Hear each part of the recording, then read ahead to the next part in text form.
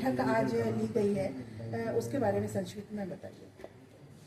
राष्ट्रवादी काँग्रेस पक्ष सामाजिक नियोजन महाराष्ट्र प्रदेशच्या वतीने आयोजित आज आम्ही नागपूर विभागामधल्या 6 जिल्ह्यांचा आढावा या ठिकाणी आयोजित केला होता।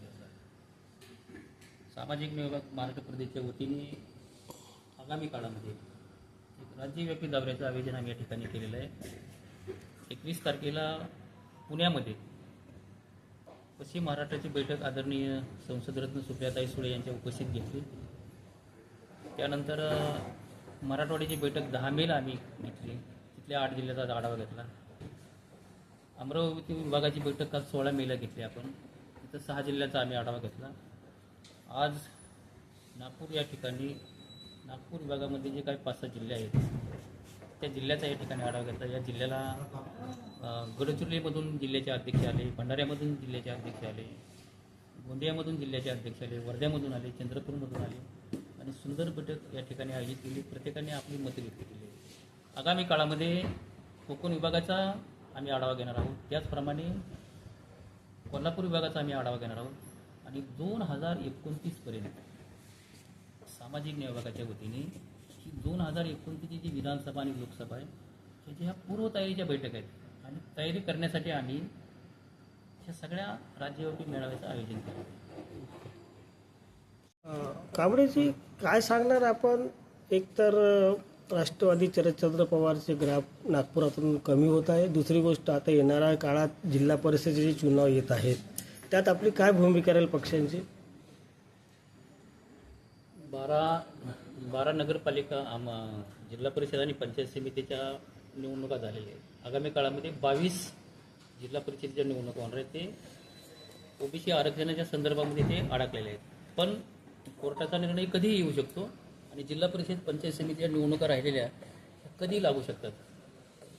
आम्ही त्याच पद्धतीचा त्याचाच आढावा घेण्यासाठी आणि त्या तयारी करण्यासाठी म्हणजे पहिलं जिल्हा परिषद पंचायत समितीची तयारी आणि त्याच्यानंतर 2029ची तयारी राहिलेले फक्त 2 वर्ष। पण राष्ट्रवादी काँग्रेस पक्ष आगामी काळामध्ये जिल्हा परिषद पंचायत समितीमध्ये 1 नंबरचं काम करून दाखवेल, कारण लोकांचा भ्रमनिराश व्हायला लागलेला आहे। भाजप आणि भाजपाचा कारभार जसं आता आर्या साहेबांनी सांगितलं, त्या परीक्षेचा उल्लेख केला, तर त्याच पद्धतीने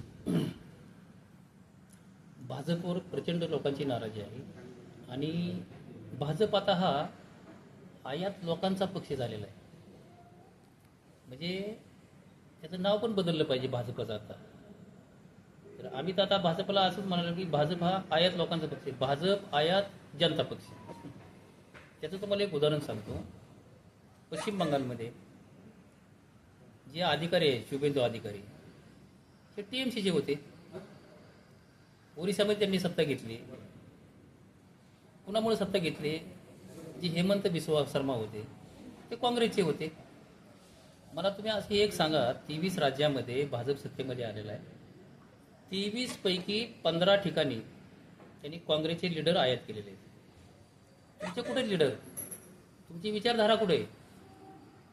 जनसंघाचे विचार, भाजपचे विचार, तुम्ही तर फक्त बाहेरच्या पक्षामधल्या ताकदवार नेत्यांना फोडताय, त्यांचे पक्ष फोडताय, उमेदवार पळवताय आणि नाव सांगतं की भारतीय जनता पक्षाचे सरकार।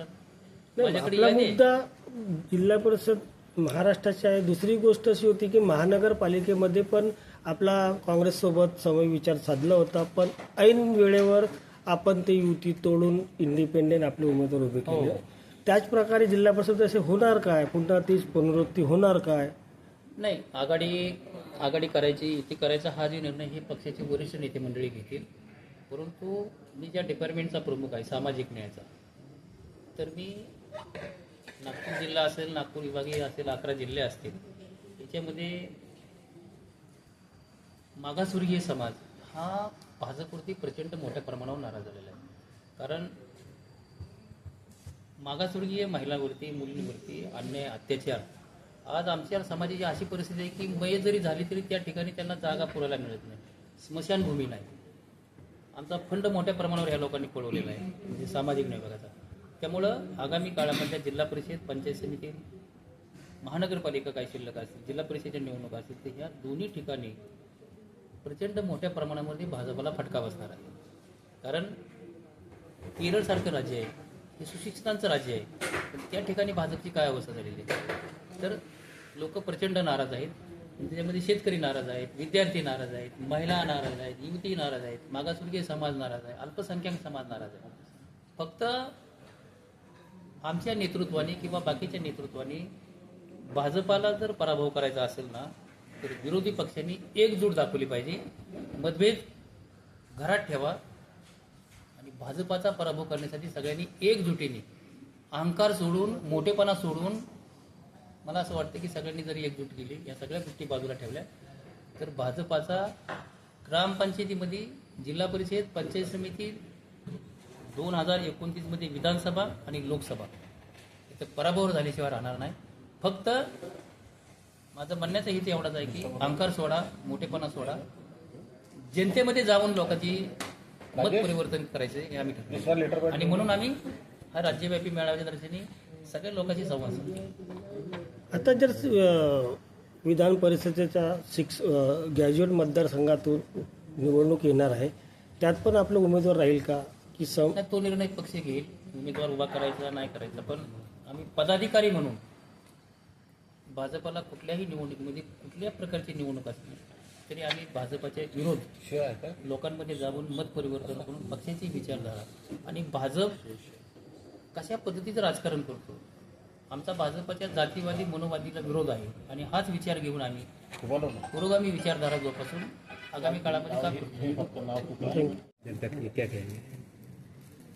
आज जो महाराष्ट्र में परिस्थिति है उसको भी देखते हुए सामाजिक न्याय विभाग की ओर से यहाँ पर एक नागपुर विभागीय मीटिंग आयोजित की गई. इसमें संगठन को भी मजबूत करने का एक हमारा जो 2029 का चुनाव होने वाला है उसके बारे में भी आढावा लिया गया. हाल ही में जिस तरीके से किसानों की आत्महत्याएं बढ़ रही हैं और महाराष्ट्र में जिस तरीके से क्राइम बढ़ा है और जो लोग हाल ही में नीट की जो परीक्षा हुई, नीट में एक बच्ची ने आत्महत्या की और जिस तरीके से पेपर फूटा, इस सरकार की विफलता के कारण यहाँ पर मीटिंग आयोजित की गई और उस तरीके से लोगों पर जो अन्याय हो रहा है उसके बारे में कार्यकर्ताओं ने काफ़ी रोष प्रकट किया और उसके बारे में आगे हमें क्या भूमिका लेना चाहिए उसके बारे में भी आज निर्णय लिया गया कि आने वाले भविष्य में ये जो नीट के पेपर बार बार फूट रहे हैं ये नहीं फूटना चाहिए, उस पर सविस्तार चर्चा की. वेद भैया, ये बताइए कि नागपुर में पार्टी का ग्राफ घट रहा है, इसका क्या कारण है? नहीं, ऐसी बात नहीं है. जो आपको लग रहा है कि पार्टी का ग्राफ घटा है, ठीक है. क्या रहता है, कभी कभी जैसे जो चीज़ सत्ता में रही तो वो दिखती है और लोग कुछ उस समय कुछ लोग सत्ता के साथ जाते हैं. एक समय में भारतीय जनता पार्टी के भी सिर्फ 2 सांसद थे. आज हमारे फिर भी महाराष्ट्र में देखा जाए 8 सांसद हैं. तो हवा के रुख पे थोड़ा, आपका कहना बिल्कुल सही है, हवा के रुख पे थोड़ा माहौल चलता है, पर ऐसा नहीं है. समय परिवर्तन होता है. जब समय परिवर्तन होगा, आज मैं आपको एक बात बता दूं, आने वाले इसमें 2029 में हमारे पक्ष की भूमिका, जो हमारा पक्ष है राष्ट्रवादी कांग्रेस पार्टी शरद चंद्र पवार, यह सबसे आगे रहेगा. उसका प्रमुख कारण यह भी बता देता हूं जो सटीक है. हाल ही में अभी देखिए वो अजीत दादा गट में जो प्रफुल्ल पटेल और सुनील तटकरे का जो हश्र हुआ, उसमें ऐसा लगता है कि 75% आमदार जो है वे हमारे साथ आने वाले हैं. और बाकी जो पक्षों का जो ग्राफ है, आज हमारे पक्ष में जो रोहित पवार है जिस तरीके से आक्रामक तरीके से काम कर रहे हैं. देखिए, जब 28 जनवरी को अजीत दादा का देहांत हुआ, उसके बाद से जो उनका जो आक्रामक भूमिका है रोहित दादा की, ये अलग अलग शहरों में जा रहे हैं और लोगों के घर में तक पहुंच रहे हैं। और वह मुझे लगता है कि वो अजीत दादा का एक दूसरा रूप आपको जब भी सत्ता आई तो वो आपको देखने को मिलेगा। और रोहित पवार का ग्राफ आज की तारीख में मुझे लगता है जितने भी नेता हैं, हमारे श्रेष्ठ नेतृत्व शरद पवार जी हैं, उनके मार्गदर्शन में वो रोहित पवार जी काम कर रहे हैं। मुझे पूरा भरोसा है कि रोहित पवार के नेतृत्व में महाराष्ट्र में अगले बार हमारी सत्ता आएगी।